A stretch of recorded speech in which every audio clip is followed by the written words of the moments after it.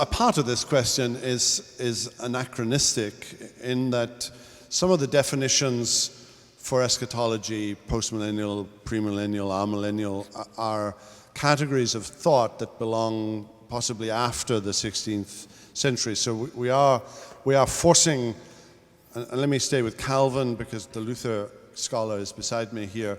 So let me just address Calvin for a second. And I think that, Calvin did show some reluctance in, for example, writing on a commentary on the book of Revelation.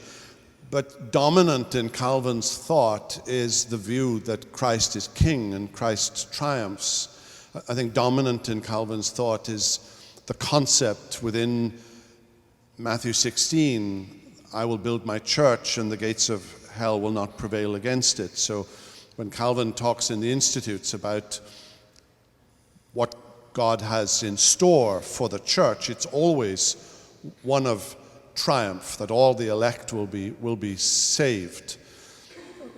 True, Calvin doesn't have a view of Romans 11:26, and all Israel shall be saved, that allows for some concept of a great ingathering before Jesus returns. So that doesn't seem to happen in Calvin. So he would be, I think he would be more in line with what we might call a very optimistic amillennial position. I think that's where Calvin would come down. But it is an anachronistic question as far as Calvin is concerned.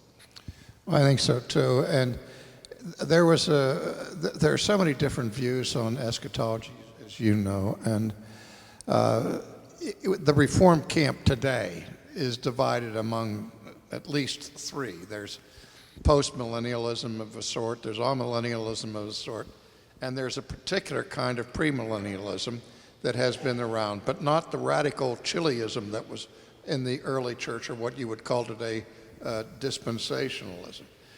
But there is room for various views of eschatology within the, even among the Westminster divines, so that there's not a monolithic view, either with Luther or with Calvin and even later theologians like Edwards and so on.